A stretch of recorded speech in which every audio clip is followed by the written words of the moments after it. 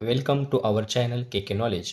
आज आपण अपूर्णांक या घटकावरील स्वाध्याय क्रमांक 14.1 अभ्यासणार आहोत. चला तर पाहूयात. प्रश्न क्रमांक 1. पुढीलपैकी कोणत्या आकृतीतील रेखांकित भाग वेगळा अपूर्णांक दर्शवितो? आकृतीवरून आपल्याला अपूर्णांक लिहायचे आहेत व त्यातील वेगळा अपूर्णांक शोधायचा आहे. मग आकृती दिल्यानंतर रेखांकित भागावरून आपण अपूर्णांक कसा लिहितो? तर त्या आकृतीमध्ये समान किती भाग केले आहेत ते प्रथम मोजून घ्यायचे. किती आहेत मग? 1 2 3 4 1 2 3 4 4 चौक 16 आहेत. ते छेदस्थानी लिहायचे. आणि कोणता विचारलेला आहे?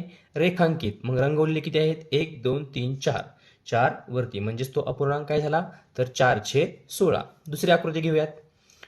समान किती भाग केले आहेत? तर समान भाग केले आहेत 4. ते लिहायचे छेदस्थानी. आणि रेखांकित म्हणजेच रंगवलेले किती आहेत? 2, म्हणजेच तो अपूर्णांक काय होणार आहे? 2/4. त्यानंतर तिसरी आकृती पाहूयात. एकूण समान भाग किती केले आहेत? 1 2 3 4 5 6 7 8. किती केले आहेत? 8. ते लिहायचे आहेत छेदस्थानी. पैकी रंगवलेले किती आहेत? 2, म्हणजेच अपूर्णांक झाला 2/8. चौथ्या आकृतीमध्ये पाहूयात. एकूण भाग किती आहेत? 1 2 3 4 5 6 6 दुने 12. एकूण भाग 12 छेदस्थानी लिहिले. पैकी रेखांकित भाग किती आहेत? तर 1 2 3 अंशस्थानी लिहिलेले आहेत. आणि मग त्यांनी आपल्याला काय सांगितलेलं आहे? तर वेगळा अपूर्णांक दर्शवितो. मग कोण दर्शवतोय? हे आता सगळेच वेगळे दिसत आहेत, पण आपण त्यांना मग संक्षिप्त रूप देऊयात. 4 एके 4 4 चौक 16. बे एके बे बे दुने 4. बे एके बे बे चौक 8. 3 एके 3 3 चौक 12. बघा, पहिला पूर्णांक संक्षिप्त रूप दिल्यानंतर आलेला आहे 1/4. दुसरा आलेला आहे 1/2. तिसरा आलेला आहे 1/4. चौथा आलेला आहे 1/4. मग या सगळ्या अपूर्णांकापैकी वेगळा अपूर्णांक कोणता आहे? तर पर्याय क्रमांक 2. त्याची किंमत आलेली आहे 1/2. म्हणून ही आकृती या ठिकाणी वेगळा अपूर्णांक दर्शवित आहे. प्रश्न क्रमांक 2 आहे पहा. 8/9 लहान आहेत चौकट छेद 11 या विधानातील रिकाम्या चौकटीत पुढीलपैकी कोणता अंक लिहाल? म्हणजे पहिला अपूर्णांक हा लहान दाखवायचा आहे दुसऱ्या अपूर्णांकापेक्षा. मग दुसऱ्या अपूर्णांकामध्ये अंशाच्या ठिकाणी कोणती संख्या येईल? मग अशा वेळेस आपल्याला माहिती आहे की काय करायचं असतं? तर तिरकस गुणाकार. मग 8/9 हा अपूर्णांक आपण लिहून घेऊयात. लहान आहेत, इथं चौकट आहे आणि खाली छेद आहे 11. मग तिरकस गुणाकार कसा करतो? तर पहिल्याचा अंश आणि दुसऱ्याचा छेद याचा तिरकस गुणाकार कसा होणार आहे? तर 8 गुणिले 11 11 8 88. ही संख्या लहान आली पाहिजे. मग 9ने कुणाला गुणल्यानंतर 88 पेक्षा मोठं येतंय ते पाहूयात पर्यायातून. जर 7 घेतला 9 7 63 म्हणजे लहान येतंय. 10 घेतला 9 10 90 मोठी संख्या येते आहे. पुढची घेऊन पाहूयात. 9 9 9 81 ती सुद्धा 88 पेक्षा लहानच आहे. आणि 8 घेतली तर 9 8 72 ती सुद्धा लहानच आहे. म्हणजेच या ठिकाणी पर्याय क्रमांक 2 या ठिकाणी 10च घेणं अपेक्षित आहे, जेणेकरून हा अपूर्णांक म्हणजेच 10/11 हा अपूर्णांक मोठा होईल कुणापेक्षा? तर 8/9 पेक्षा. पुढील प्रश्न आहे प्रश्न क्रमांक 3. पुढीलपैकी कोणती आकृती 12/60 या अपूर्णांकाचा सममूल्य अपूर्णांक दर्शविते? अपूर्णांक दिलेला आपला 12/60 आणि सममूल्य अपूर्णांक विचारलेला आहे. सममूल्य म्हणजे काय? ज्याची किंमत सारखी असते तो. मग जर आपण या आकृत्यांचा विचार केला तर त्यामध्ये 60 भाग आपल्याला कुठेही दिसत नाहीत, म्हणजेच याला संक्षिप्त रूप देणं गरजेचं आहे. मग याला जर संक्षिप्त रूप दिलं 12 एके 12 आणि 12 पंचे 60 म्हणजेच तो अपूर्णांक झाला 1/5. मग या आकृत्यांपैकी 1/5 किंमत कोणता अपूर्णांक दर्शवतोय? पहिला बघूयात किती दर्शवतोय. एकूण भाग आहे 4 पैकी रंगवलेला आहे 1 म्हणजे झाला 1/4. दुसरा अपूर्णांक पहा. 1 2 3 4 5 भाग आहेत पैकी रंगवलेला आहे 1 म्हणजे 1/5 झालेला आहे. पुढच्या आकृतीमध्ये किती समान भाग केले आहेत? तर 2 4 6 आणि 8 पैकी रंगवलेले किती आहेत तर 2 म्हणजेच 2/8. आणि तिसरा आहे परत एकूण भाग 8 पैकी रंगवलेले आहेत 3 म्हणजे 3/8. मग आपला कोणता अपूर्णांक आलेला आहे 1/5. मग कोणती आकृती दाखवते तर आकृती क्रमांक 2 ही आकृती 1/5 म्हणजेच 12/60 या अपूर्णांकाचा सममूल्य अपूर्णांक दर्शवित आहे. प्रश्न क्रमांक 4 4/7 7/4 2/28 आणि 5/14 यापैकी सर्वात लहान अपूर्णांक कोणता. ज्यावेळेस आपल्याला लहान मोठा अपूर्णांक काढायला सांगतील त्यावेळेस आपण जर अंश समान असतील तर सांगू शकतो, छेद समान असतील तर सांगू शकतो. पण या ठिकाणी जर आपण पाहिलं अंश देखील समान नाही आहेत आणि छेद देखील समान नाही आहेत. मग यावेळेस किंवा अशा वेळेस आपल्याला तिरकस गुणाकार करणंच अपेक्षित आहे. मग आपण सर्वप्रथम हे अपूर्णांक लिहून घेऊयात. 4/7 7/4 2/28 आणि 5/14. मग आपल्याला सांगितलं त्यांनी लहान अपूर्णांक ओळखायचा आहे. कोणता ओळखायचा आहे तर लहान. मग आपण तिरकस गुणाकार करून पाहूयात प्रत्येक दोन अपूर्णांकाचा. 4 चोक 16 7 7 49. म्हणजे 16 लहान आहेत 49 पेक्षा, म्हणजेच लहान अपूर्णांक हा आहे. जो मोठा आहे त्याला आपण डायरेक्ट गोल करूयात, तो आऊट झाला थोडक्यात. त्यानंतर पहिला आणि तिसरा घेऊयात. जर 4 ने 28 ला गुणलं तर किती येणार आहे 4 8 32 हातचे आले 3 4 दुने 8 9 10 आणि 11 112. आणि याच्या छेदाने याच्या अंशाला 7 दुने 14.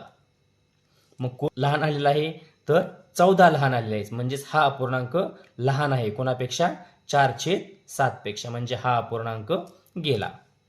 आता यांचा तिरकस गुणाकार करून पाहूया. 14 दुने 28 आणि 5 ने जर 28 ला गुणलं 8 पंचे 40 हातचे आले 4 5 दुने 10 आणि 4 14. कोण लहान आलेलं या ठिकाणी तर 28च लहान येतोय.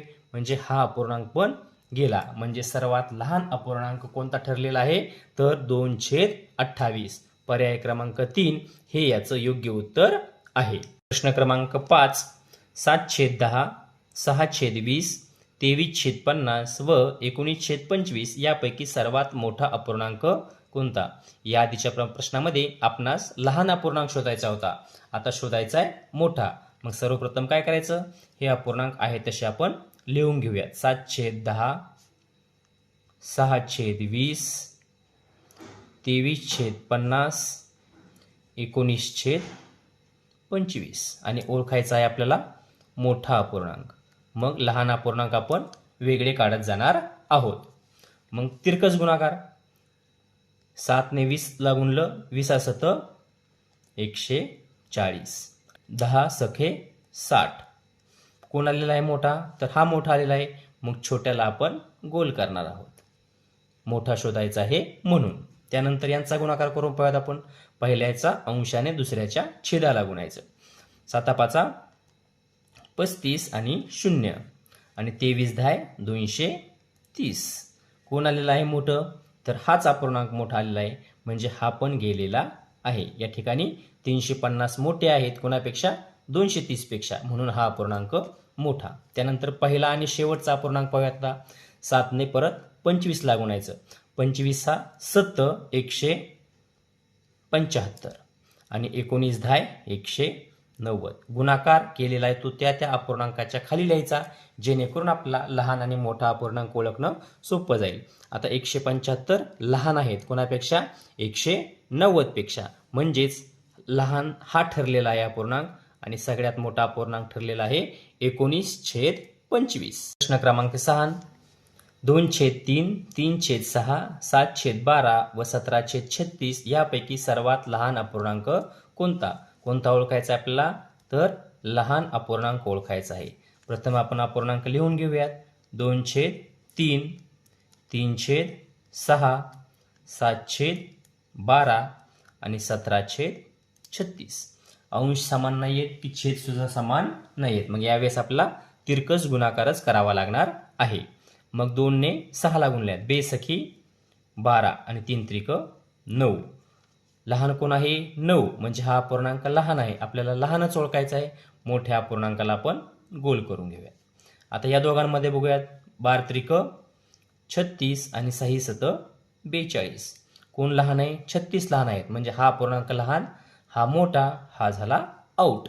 त्यानंतर दुसरा आणि चौथा बघूयात. 3 ने 36 ला गुणल्यात, 3 सख 18, हातचा आला 1, 3 त्रिक 9 आणि 1 10, 108 आणि 17 सख 102. यामध्ये कोण लहान आहे? तर 102 लहान आहेत. कोणापेक्षा? 108 पेक्षा आपल्याला लहान ओळखायचं आहे, म्हणजेच हा अपूर्णांक लहान, हा मोठा आऊट, म्हणजे 17/36 हा अपूर्णांक लहान अपूर्णांक आहे. प्रश्न क्रमांक 7, ए बरोबर बी बरोबर सी बरोबर डी, तर पुढीलपैकी सर्वात मोठा अपूर्णांक कोणता? आपण अपूर्णांकाचा जर विचार केला तर ए बी सी डी हे खालच्या अपूर्णांकांचे अंश आहेत आणि ह्या सगळ्यांची किंमत कशी दिलेली आहे? सारखी. म्हणजे ए ची किंमत ही बी बरोबर आहे, बी ची सी बरोबर आहे, सी ची डी बरोबर आहे.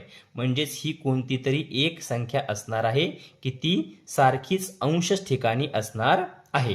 म्हणजेच ए बरोबर जर 2 घेतलं तर 2/7 होणार आहे, 2/5, 2/9, 2/11. मग आपण पाहिलेलं आहे, जर अंश समान असेल तर ज्या अपूर्णांकाचा छेद लहान तो अपूर्णांक मोठा असतो. मग या सर्व छेदांपैकी लहान कोण आहे? तर 5 आहे, म्हणजेच हा अपूर्णांक सर्वात मोठा असणार आहे. म्हणजे पर्याय क्रमांक 2 हे या प्रश्नाचं उत्तर आहे. प्रश्न क्रमांक 8, पुढील अपूर्णांकाच्या जोडीतील चौकटीत च्यापेक्षा लहान, च्यापेक्षा मोठे, बरोबर यापैकी कोणती चिन्ह योग्य ठरतील? अपूर्णांकाचा लहान मोठेपणाच या ठिकाणी आपल्याला ओळखायचा आहे. सर्वप्रथम अपूर्णांक लिहून घेतलेले आहेत, त्यानंतर आपला तिरकस गुणाकार. 7 ने 7 ला गुणलं, 7 49 आलेला आहे आणि 13चा वर्ग आहे तो 169. यामध्ये मोठं कोण होतंय? तर 169, म्हणजे हा अपूर्णांक मोठा आहे कोणापेक्षा? याच्यापेक्षा. म्हणजे या ठिकाणी हे चिन्ह योग्य ठरणार आहे. त्यानंतर परत तिरकस गुणाकार. 13 ने 49 ला गुणूयात. 13 117, 1707, हातच्याले 11, 13 चोक 52, 52 आणि 1 53 आणि 10 63, 637. 7 ने 91 ला गुणूयात. 7 1 7 आणि 7 9 63. किती आलेलं आहे? इथं पण 637 आणि इथेही 637. म्हणजेच दोन्ही अपूर्णांक कसे आहेत? तर सारख्या समान किमतीचे आहेत. म्हणून या ठिकाणी काय चिन्ह येणार आहे? बरोबरचं. म्हणजे पहिल्या ठिकाणी हे चिन्ह आणि दुसऱ्या ठिकाणी बरोबरचं चिन्ह. मग असा पर्यायामध्ये कुठं आहे? तर पर्याय क्रमांक 1 हे या ठिकाणी आहे. म्हणून याचं उत्तर आहे पर्याय क्रमांक 1. प्रश्न क्रमांक 9, पुढीलपैकी 7/16 पेक्षा मोठा परंतु 3/4 पेक्षा लहान असणारा अपूर्णांक कोणता? आता काय करायचंय? तर प्रत्येक पर्याय या ठिकाणी घेऊन पाहावा लागणार आहे. 7/16 पेक्षा कसा पाहिजे? आपल्याला मोठा पाहिजे.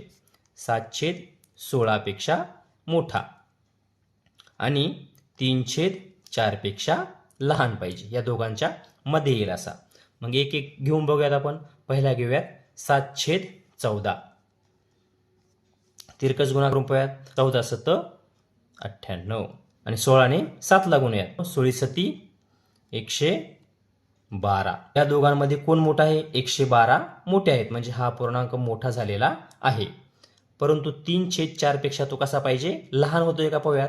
7 चोक 28 आणि 14 त्रिक 42. 28 लहान आहेत कोणापेक्षा? 42 पेक्षा, म्हणजे लहान पण होत आहे. म्हणजेच पर्याय क्रमांक 1 हेच याचं बरोबर उत्तर असणार आहे. पुढे प्रश्न क्रमांक 10, 35चा 1/7, 45चा 1/3, 99चा 1/9 आणि 24चा 1/8 यापैकी मोठा अपूर्णांक कोणता? आता 35चा 1/7, चाचीचे म्हणजे काय असतं? गुणाकार असतो. मग 35चा म्हणजे 35 गुणिले 1/7. याला जर आपण संक्षिप्त रूप दिलं काय येणार आहे? 7 1 7, 7 5 35, 5 1 5. किती आलेला आहे? 5. त्यानंतर 45चा 1/3, 45चा 1/3. 3 ने भाग देऊयात. 3 1 3, 3 एके 3, 3 पाचे 15. किती आलेलं आहे? 15. त्यानंतर 99चा 1/9. 9 एके 9, 11. किती आलेलं आहे? 11. आणि शेवटचा आहे 24चा 1/8. 8 एके 8, 8 त्रिक 24. किती आलेलं आहे? 3. मग काय विचारलं आहे? मोठा अपूर्णांक कोणता? मग ह्या सगळ्यात मोठं कोण आहे? तर निश्चितच 15. म्हणजेच तो काय येईल? 45/3 हा अपूर्णांक येणार आहे. पुढे प्रश्न क्रमांक 11. चुकीचा पर्याय कोणता? आकृती दिलेली आहे आणि त्याच्या पुढे त्याचा अपूर्णांक लिहिलेला आहे. पहिला अपूर्णांक पाहूयात. एकूण भाग 4 पैकी रंगवलेला 1 म्हणजे हा बरोबर आहे. दुसरा पाहूयात. एकूण भाग किती आहेत? तर इथं 8 भाग आहेत. 8 भागापैकी रंगवलेत किती? 2 भाग. म्हणजेच तो अपूर्णांक किती झाला? 2/8. पहिला 1/4 बरोबर आहे. तिसरा पाहूयात. ह्याचे भाग किती आहेत? 2, 4, 6, 8 भाग आहेत.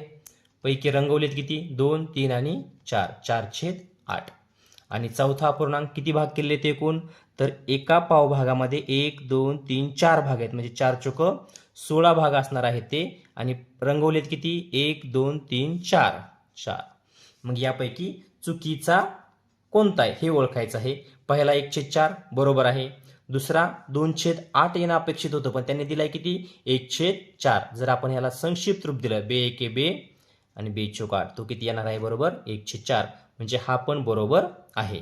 तिसरा किती दिलाय? 1/4. पण आपला आलाय किती? 4/8. याला जर आपण संक्षिप्त रूप दिलं, 4 एके 4, 4 दुने 8. संक्षिप्त रूप दिल्यानंतर 1/2 येणं अपेक्षित होतं, पण इथे त्यांनी दिलाय 1/4. म्हणजे हा चुकीचा आहे. शेवटचा पाहूयात. याला संक्षिप्त रूप देऊन 4 एके 4, 4 चोक 16, 1/4. इथं पण त्यांनी 1/4च दिलेला आहे. म्हणजे हा बरोबर आहे. म्हणजे पर्याय क्रमांक 3 हा चुकीचा पर्याय होत आहे. तर अशा प्रकारे आज आपण स्वाध्याय क्रमांक 14.1 अभ्यासलेला आहे. पुढील स्वाध्याय पुढील भागामध्ये. धन्यवाद.